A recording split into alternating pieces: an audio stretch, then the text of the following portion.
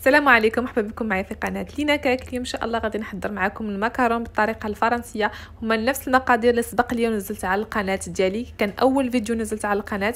نتمنى غنخلي لكم الرابط ديالو، نتمنى تشوفوه لان فيه عده نصائح على المكرون. انا اليوم غادي نوريكم كيفاش كنخدم اللوز، يعني كيفاش كنطحن اللوز مع السكر، السكر كلاصي، سكر ناعم. انا عندي 114 غرام ديال البيض، ممكن ديروا حتى 115 غرام، يعني كتكون نفس النتيجه. 150 غرام من اللوز، من سكر سنيده ومن سكر كلاصي، يعني بثلاثه كيكون فيهم 150 كما قلت لكم. غنخلي لكم الرابط باش تشوفوا الطريقه والمراحل. خديت هذا الغربال وغادي نوريكم كيفاش كندير. انا هنا عندي السكر، باش كنعبر السكر مع اللوز في خطره واحده، باش كنحاول يعني ايفيتي بزاف الماء يعني يكونوا عندي. كنغربلهم، غادي نغربل السكر مع هذا كما كتشوفوا. انا ما مغربلاش يعني بالحبيبات ديالو. وبالنسبه كتجيني اسئله على البودره اللوز، انا كنشريها جاهزه، ما نكذبش عليكم، كناخذها جاهزه لانني الوقت اللي غاصني ندير باش نزين بها اغلبيه كنزين بها لي كيك، ما كيكونش عندي الوقت باش نجيب ونطحن وندير، والثمن كيكون شويه يعني مرتفع بالنسبه لي. انا في فرنسا لكن نفضل نشريها غبره. بالنسبه للماكله فرنسا انا كنستعمل الماركه ديال ليدل او المارك ديال الدي، الثمن ديالهم مناسب وصراحه مزيانين. هنا كيبقى لي هاد الحبيبات الصغيورين جوج حوايج، يا اما كنردهم لان صافي غربلت حيت الفتات، واخا كنردهم كتبقى عندي هذيك القشره اللي كتكون من الفوق ديال المكرون كتجيني دائما ملسه. اليوم بغيت نوريكم كيفاش يعني ديروا بالنسبه لكم نتوما. كان داكشي اللي كيشيط، داك الشويه اللي كيشيط كنردو كنطحنو مزيان وصافي. بالنسبه للبنات اللي كيطحنوا المكرون في الدار، بعض الخطرات كيقولك تعجل ليا اللوز، عفوا كيطحنوا اللوز، كتقول تعجل ليا اللوز ما كيبغيش الطحين بزاف. الا كطحن بزاف كيخرج الزيت، ولا خرج الزيت ما يصلحش لك المكرون. يعني حاولوا كيف غتشوفوا انا كيفاش يكون باقي غبره، يعني كندير واحد جوج ثلاثه صافي كنحبس. ماشي ضروري نخلط بزاف، كنحبس نغربل اللي كيشيط ليا نعاود نطحنو بحال هاد الطريقه هكا. استمروا يعني بقاو تغربلوا، خذوا اللي حيدوا اللي تغربل واللي باقي حبيبات هو اللي طحنوه. ملي كيكون كلشي مخلط مع بعضو ممكن اللوز ديالكم كيتعجل لكم وما كيبقاش صالح للمكرون، خاصو يكون غبره وما يكونش ميدم. انا هنا صافي غربلتهم بجوج مع بعضهم.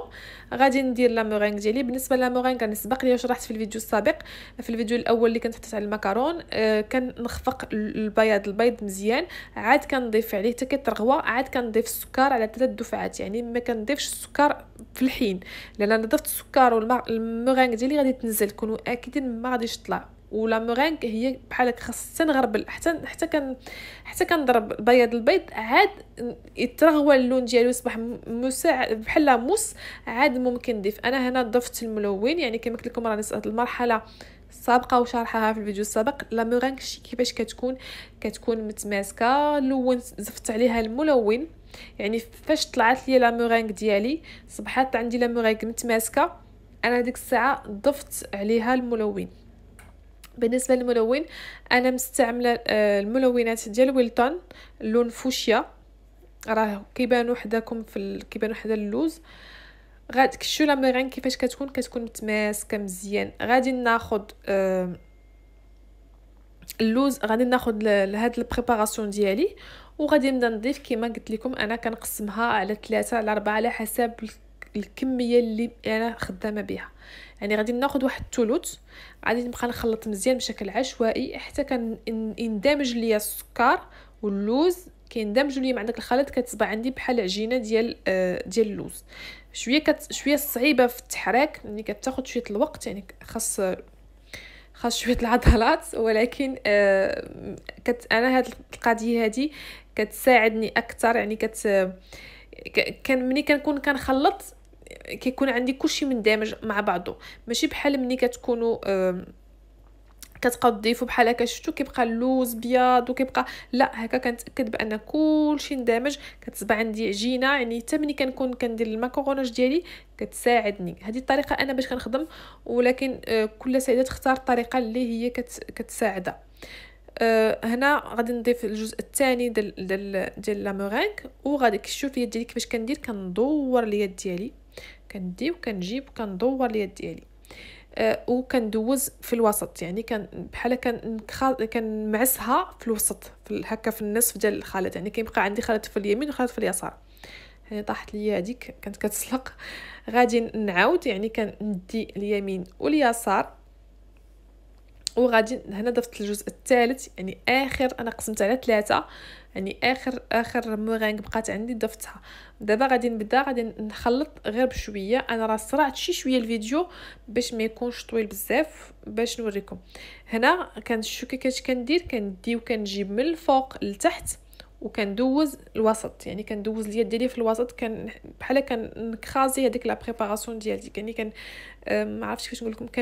كان هكا ندوز باليد ديالي وكنهز يدي. هذا هو الماكاروناج. هاد الطريقه هذه شويه كتكون صعيبه، ولكن غير تعرفوا السيستم ديالها كيفاش، صافي غادي تجيكم من بعد سهله. شفتوا كيفاش كندي من الفوق لتحت، وكنجيب وكندوز اليد ديالي من الوسط في الوسط، يعني في الوسط ديال البريباراسيون، وكنهز كنشوف خاص ينزل عندي بحال ان روبان، بحال الشريط اللي كيمشي وكيجي. هنا كنعرف بان الماكارون ديالي الا خلطت كتر غادي يصبح عندي خليط جاري. ملي غنيطاليهم كلشي غيتلاصق مع بعضو، كلشي غيسيح مع بعضو. يعني خاصكم تكون عارفين لا كونسيستانس ديالكم. بالنسبه للماكارون، اعتذر الشكل ديال القلب اللي انا صورته بغيت باش نوريه، بالغلط كنت باغا نمسح هذا ديال لا مورينغ، صدقت ماسحه ديال لي ماكارون. دونك هاد الشكل نفس الطريقه اللي استعملت في لا مورينغ هي اللي استعملت في لي ماكارون، باش ما تلفوش. هادو راهم لي مورينغ، يعني انا استعملت هذاك الراس اللي فيه هكاك الشكل. نتوما ديروا الراس دائري، الراس اللي ما فيش سنينات، الراس عادي. شفتوا كيفاش كندير دائره، وكنجرب اليد ديالي وكندير دائره فوق منها.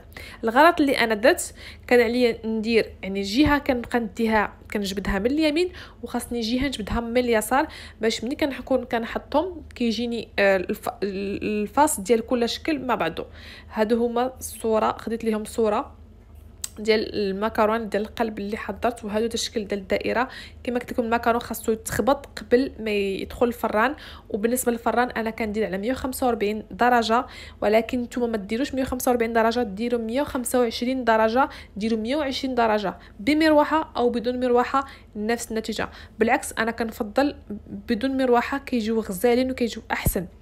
هنا من بعد ملي كيطيبوا حاولوا ما تقيسوهمش، خليهم حتى كينشفوا، حتى كيبردوا. البنات اللي كيسولوني واش نخلي الماكارون ديالي ينشف قبل ما يطيب، انا كنجاوبكم كنقول لكم انا شحال من خطره قلتها في الفيسبوك، انا هاد الوصفه ما كنخليهمش ينشفوا. يعني ملي كنكمل الماكارون ديالي صافي كملت، كنمشي كنخليهم، كنمشي نشعل الفران. الوقت اللي الفران ديالي كيسخن باش يسخن على 145 درجه، كيكونوا نشفوا نسبه واحد شويه من يعني واحد شي شوي، وكندخلهم. الا كنت زربانه كندخلهم بلا ما ينشفوا، وكيكون عندي نفس النتيجه. هذاك كيبقى مع الوقت، يعني غادي تعرفوا نتوما لا تكنيك اللي غادي تليق لكم، واللي غادي تعرفوا ليها. بعض الخطرات كيكون لاصقين من الجناب. المكرونه ملي كنكونوا نقلعوهم حاولوا تهزوا بالورق الطبخ وتساعدوهم باش يديروا، لانكم ملا هزيتوهم بالزربه غادي النص غيبقى في الورق الطبخ.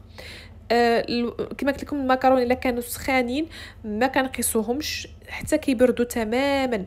الا درتو في طابي ديال السيليكون عوض تاخذ، انا بالعكس كنفضل ورق الطبخ. الا درتو في الطابي ديال السيليكون الوقت كيتزاد واحد شي شويه، واحد 5 دقائق، لان الطابي ديال السيليكون كيتعطل ماشي بحال الوقت ماشي بحال في الطياب. بالنسبه لي انا خداو مني 15 دقيقه 14 دقيقه في الفران، ولكن الا درتو قل، يعني درتو درجه حراره قل، يقدروا ياخذوا منكم اكثر. يعني عوض 15 دقيقه يقدروا ياخذوا منكم 25 دقيقه. الا خرجتوهم من الفران وشفتوهم نزلوا، عرفوا بان الطياب ناقصهم طياب. الا شفتوهم يعني تشقوا لكم في الفران، حاولوا تحلوا الفران ديالكم وديروا عود خشب، لان درجه الحراره ديال الفران سخون بزاف. بعض الخطات انا كتوقع ليا ملي كيكون عندي بزاف تاع لي بلاك، يعني كندير وحده مره وحده، ما كنديروش بجوج في خطره، كندير وحده. انا شخصيا كندير وحده مره وحده ما كنطيبش يعني جوج ثلاثه في خطره وحده، وكنديرهم في وسط الفران. الصينيه الا شفتوا بعض الخطات كيوقع لي كينفجروا ليا كيتشقوا ليا، لان الفران ديالي سخن بزاف. يعني خديت مده باش كنطيب، كنحل الفران كنخليه يبرد شي شويه، عاد نبدا انشيني، او كناخذ اللاطه ديالي وكنكب عليها الماء بارد وكنمسحها مزيان من الماء وكنعاود نخدم نحط عليها لي بابي كويسون ورق الطبخ باش نخدم. تاني حاجه بغيت نقولها لكم على حسب الوقت، يعني كاين بعض البنات اللي كيحلوا في الفران وكيهزوا المكرونه يشوفوا واش طاب.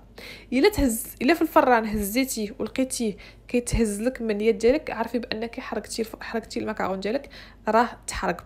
المكرون في الفران ما تيتهش حتى كيبرد، عاد ممكن نهزوه ونقلبوه نعرفوا واش طاب ولا ما طابش. كما قلت لكم ملي كيخرج من الفران الى نزل، يعني كينزل بحال الكيكه، عرفوا بانه ناقصو الطياب. انا بالنسبه للحشوه غادي نقول درت حشوه سهله بالكوك والشوكولات بالحليب. استعملت بالنسبه للشوكولا استعملت 180 غرام ديال الشوكولا، 310 غرام ديال الكريمه، استعملت فانيلا، واستعملت 120 غرام ديال الكوك انا هنا مستعمله نصف المقادير، يعني عطيتكم نصف كميه لانني كانت عندي كميه قليله ديال المكرون ديال الكاناش. درت كاناش بالحليب، راني سبقت ونزلت الطريقه ديال الكاناش، غنخلي لكم الرابط ديالها. من بعد ضفت عليها الكوك اللي انا طحنته، خليتها بات ليله كامله، يعني درت كاناش بالكوك عادي، خليتها بات ليله كامله وخفقتها تصبحت عندي متماسكه. بالنسبه للكاناش يعني كنغلي الكريمه، كتغلى الكريمه كنضيف عليها الشوكولات، كنبقى نحرك حتى كيذوب ليا الشوكولات. من بعد اخر حاجه صافي داب الشوكولات كنضيف نواه كوكو، يعني كنضيف الكوك جوز الهند اللي كنكون طحنته باش نحاول ما امكن ما يجونيش دوك الحبيبات ديال جوز الهند في الكريمه ديالي، انا ما كيعجبونيش. وخفقتها. ممكن تخفقوها، ممكن تديروا الا كانت متماسكه بزاف خدموا بها بلا ما تخفقوها، يعني بحال الكاناش عادي، ولكن انا كنفضل نخفقها. الا حسيتوا بان على حسب نوعيه الشوكولا حسيتوا بان الكاناش ديالكم باقا سائله، خذوا شويه ديال الشوكولات، واحد تقريبا 10 غرام ديال الشوكولات، ذوبوها في حمام مائي وضيفوها للخليط ديالكم، يعني ذوبوها بلا كريمه بلا والو، ضيفوها. حقاش بعض الخطرات على حسب نوعيه الشوكولا، على حسب نوعيه الكوك اللي نتم مستعملين، او في اي كاناش كيوقع لكم هذا المشكل. الا شفتوا بحال هكا الشوكولات ديالكم كيتحبب دابا الحال بارد ما بغاش يذوب، حطوا ماء سخن لتحت وحاولوا بقاو تحركوا حتى كيذوب. هادو بعض النصائح اللي كنعطيهم لكم على حسب اي كاناش نتوما غادي تستعملوا. هنا بالنسبه للتزيين، ملي كملت البوشاج ديالهم، يعني انا ما كنبغيش نعمرهم بزاف بالحشوات، لان ملي كنضغط ما كنبغيهاش تخرج، ما كيعجبنيش الشكل ديالها.